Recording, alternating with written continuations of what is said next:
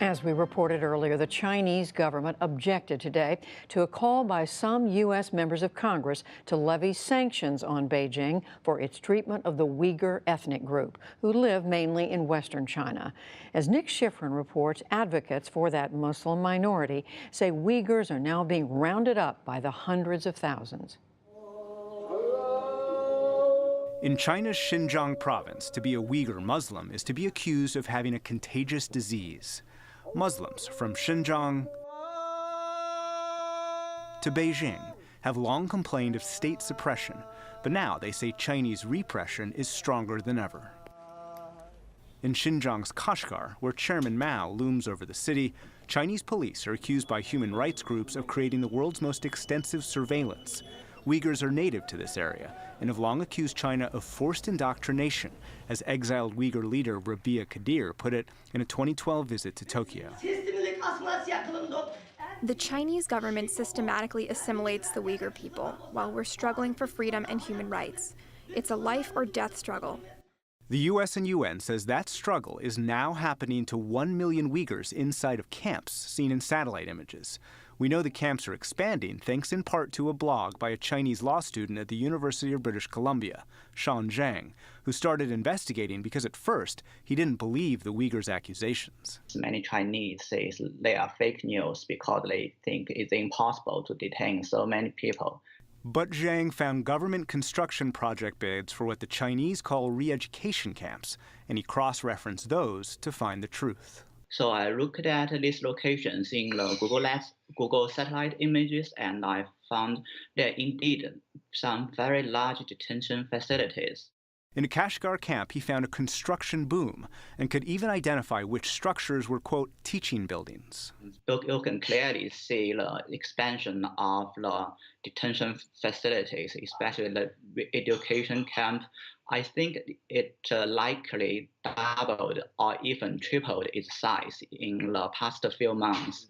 Radio Free Asia journalist Gulchera Hoja told Congress last month her family is in camps where Uyghurs are reportedly subject to torture and indoctrination. And I learned in February that my aunts, cousins, their children, more than 20 people had been swept up by authorities in the same day. That hearing was called by Senator Marco Rubio. Yesterday, he and 16 other Senate and House members sent the State and Treasury Departments a letter accusing China of arbitrary detention, torture, and egregious restrictions on religious practice and culture, and calling for sanctions on senior Chinese officials. Today, China's Foreign Ministry spokeswoman said Chinese minorities have freedom of religion, and the U.S. had no right to criticize. China's ethnic minority policies and the rights and equality ethnic minorities enjoy are even stronger than in the United States. China says it's responding to what it calls Uyghur terrorism and a Uyghur separatist movement. In Xinjiang, many Uyghurs seek an independent homeland and clash with police. China says it's trying to maintain stability and does not detain anyone arbitrarily. For more on this, we're joined by Omar Kanat, Executive Director of the Uyghur Human Rights Project, and Jim Millward, a professor of history at Georgetown University. Thanks very much to you both. Thank you. Omar Kanat, the Chinese call these vocational training camps. Are they vocational training camps? Yeah, that's what they say. It's not vocational centers. It is actual jails. There are a lot of evidences that shows that they are jails. We have victims, we have witnesses, we have victims who spent several months and later released from this I call it concentration camp, and they already told their stories in how people are being tortured in these so-called vocational centers, how the people are insulted, how the people are humiliated, how the people are deprived from food, from sleep, in order to obey what the Chinese guards and the Chinese officials ask them to do. What they are asked them to do, what they are forced them to do is to denounce their religion, first of all, denounce their culture, denounce their even traditions. Jim Millward, there's another line that the Chinese have. They say that there's a serious threat in this area from militants, from separatists. There have been terrorist attacks in this area. Are the Chinese actually worried about stability, and aren't they right to worry about stability? Well, they're certainly worried about stability, and to a certain extent, they're right to worry about various kinds of unrest. What the Chinese do is refer to all violence, any kinds of action or dissent from people as terrorism. And actually, it runs the gamut from small-scale sort of rural uprisings, maybe farmers with their agricultural tools attacking a police station, to what we would call race riots. So stability is a concern. The problem is their reaction to it, this response to it with these camps, is indiscriminate and it's excessive. It's way beyond anything that good policy would dictate as a response to this kind of relatively low-level unrest. Is this about economic concerns from China and China's Belt and Road Plan? Yeah, this is really President Xi Jinping's sort of signature sort of contribution, and he's very much thinking about his legacy in terms of this. It's drawn on the map as rail lines and roads and the belt across Central Asia.